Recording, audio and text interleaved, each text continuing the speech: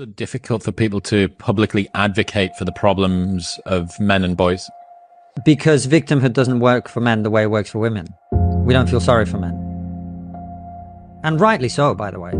Biologically, men are disposable in a way that women aren't, for the obvious reasons. If you have a tribe of 10 men, 10 women, you send the women off to war, you're screwed. You send the men off to war, one comes back, you can still replenish the population. So men are disposable, always will be, much more than women. And so we don't feel sorry for men in the same way. And I'm not advocating that we feel sorry for men, because I don't believe that's the solution to men's problems. The solution to men's problems is for men to be better. What's that mean? You know what I mean. Look at you. This is what your entire life is spent on, bettering yourself. Physically, emotionally, psychologically, mentally. You're obsessed with performance. You're obsessed with being better. You're obsessed with being happier, more fulfilled, all of these things. It's a pursuit of your own greatness. One of the reasons that men's mental health is not as good as it could be is that, A, we do live in a society which discourages them from being men and being the way that men are supposed to be. But the other reason is that most of the personal development and psychology fields are geared towards female ways of being. And most of the ways that we treat, for example, depression, men don't need the same thing as women do when it comes to that. What men need is to feel powerful and capable. All right, let's go ahead and get into it. Victimhood doesn't work for men the way it works for women. Go ahead, Sweeney. Oh, so you come back to me, bro. All right. Go ahead, Miss Taken. I actually agree with that sentiment.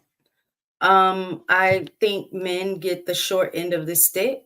Not saying that I think victimhood. I don't think victimhood works for anybody across the board, especially if you want to progress, move forward, be successful. But I do think women absolutely get a pass for, playing the victim role. Again, I think is reinforced by society with the whole idea of being weaker vessel, and that kind of like mindset.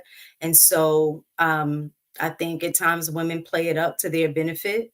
But I definitely think that for men, not necessarily saying I want them to be a victim, but I don't think that they are allowed the grace or the space to be a victim, even if they are. Society tells them, you a man, suck it up. You know what I'm saying? Move forward, like brush emotions, feelings under the rug, those kind of things. And I don't think that that makes for a healthy man. And kind of like what he was saying about depression does present different in men. And I don't think that that's taken into consideration a lot. Like what we may because perceive as anger sometimes is depression. And so I definitely think that men get the short end of the stick when it comes to us being, as a society, empathetic to the things that they struggle with and go through. All right. Go ahead, Ruth. I got you. Thank you. Sorry, y'all. Yeah, I think that men get the I agree with mistaken. That was a long blink, Ruth. Yeah, just blinking. Men can't play the victim. However, sometimes we do as Black people. We play the victim cards. Our men do a little bit more. On that note, we understand the history, but we also have to move forward. So that's probably the only time I ever hear something like that. I had to train myself to care about men's feelings around me because it wasn't coming that natural to me. Like I had to learn how to put myself in their shoes and, what is he happy, or does he need something, or how was your day, or, just learning. First you have to learn how to reciprocate and think about somebody else, and, sometimes put the focus on the man. So to us, we heard them say to you guys, suck it up, get it together, be tough and all of that stuff. But then as a woman, when you grow up and you have a job and all of that, and you start feeling those feelings, you kind of feel like what it's like to be a man.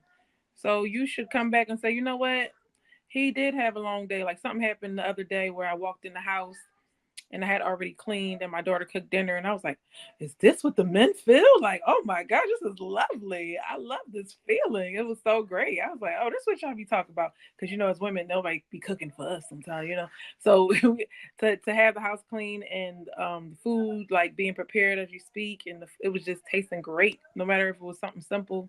If we just consider our counterparts, they will have men will appreciate when we empathize with them, or sometimes we say they don't have no empathy for us, but sometimes we don't have any for them.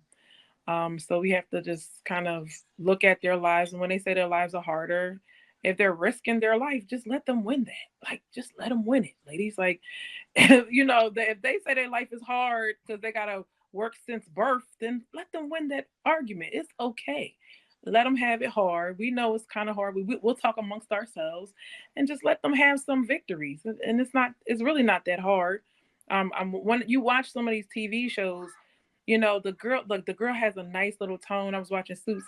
She'll have a nice little tone, but I was like, yo, she is very annoying. Like, she wasn't listening to what he said. He said, leave me alone. You just cheated on me. She wanted to be in his face, but you can't do it. And she flipped it on him. I was like, we do these things.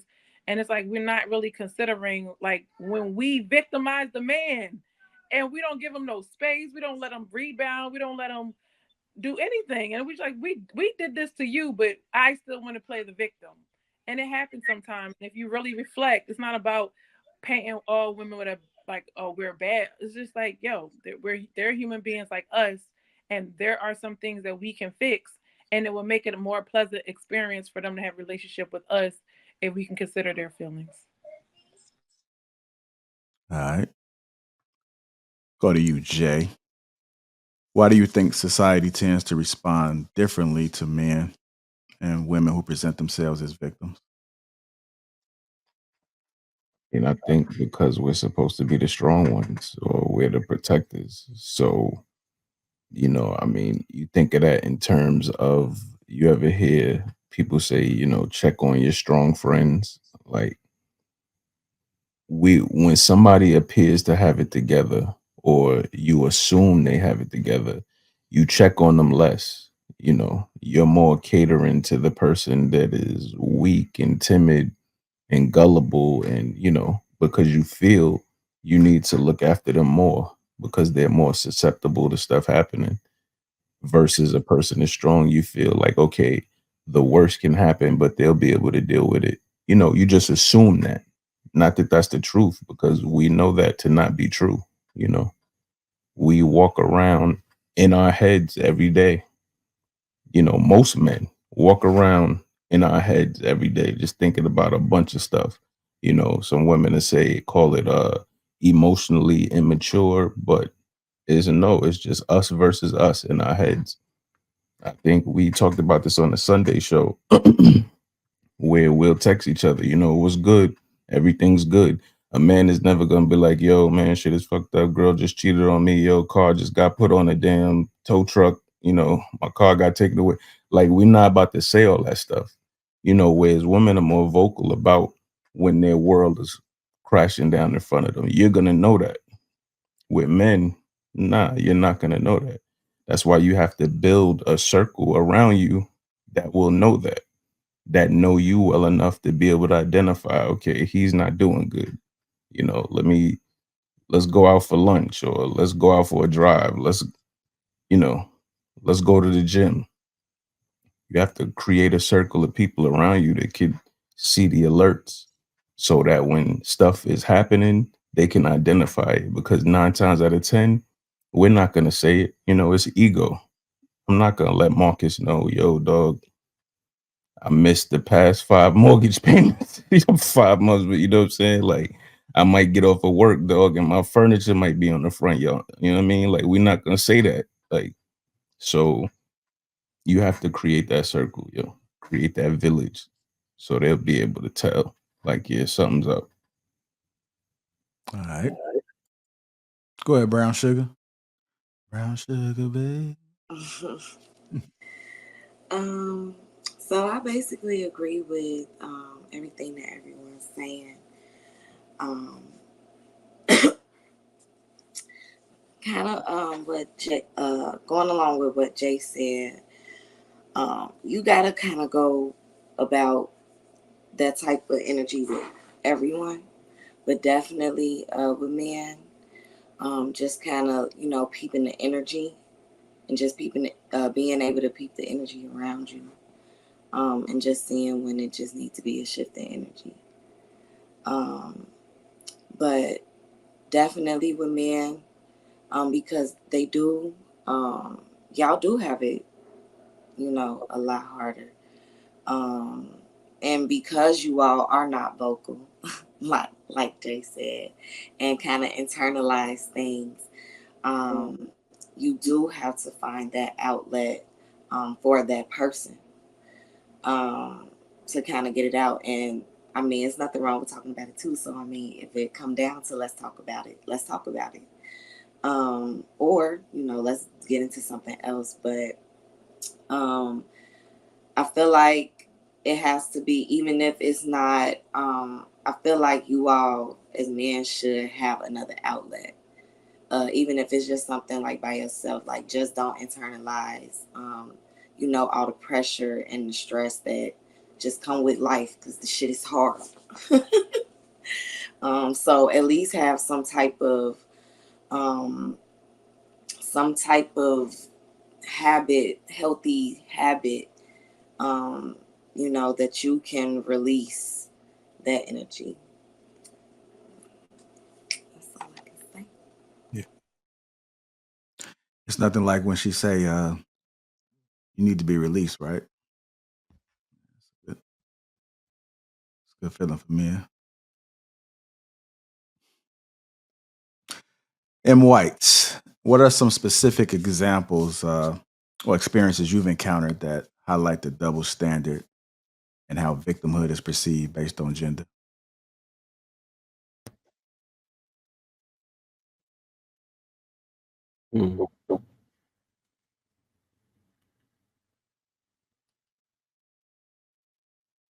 So, one of my friends ended up getting shot, right?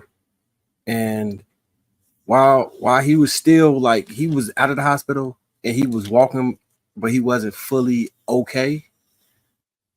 His woman was kind of looking at him like, bro, when you gonna get out here and make some money? I don't think a man would do that to a woman. I don't think that would occur. Yeah, I don't think that would occur. Another double standard in regards to that would be even the way, and I'm guilty of it, the way I would treat my kids. If my son falls and he's sitting there whining, I'm not going to be as, it's okay, baby, to him as I would be to my daughters, because I understand that he's going to have to go in the world and it's going to try and tear him down and attack him at every single angle. And he needs to build up a mental toughness and a physical toughness to be able to survive, just for his survival. So even though I may want to baby him and coddle him, I absolutely know that the world won't, and I'll be doing him a disservice by doing that to him. With my daughters, there's more understanding that could come because the world will show her more understanding. So it's absolutely a double standard. Hold on 1 second, baby. Yeah, he's on the computer. So it's absolutely a double standard. Yeah, it is what it is. It's some benefits to it too sometimes, but this, in regards to victimization, we don't really get to wave that flag and just be like, all right, it's okay, something happened to him. We're gonna always be told to get over it and grow from it. The powerful part of that is, though, I strongly believe that men are built through the processes that would be break others down. So something that could probably tear a woman apart, a man, if he comes through that on the other end, should be stronger than anyone. And I think that's nature and God's way of making sure that the men are equipped to handle whatever occurs within that household, to be the rock for that family. So I think it's divine the way it's set up like that. Oh, one other thing. Dude said you have 100 men in the village and you send 100 of them to war and one comes back, you can still have your society going on. I think that's because God made men naturally polygamous, but I digress.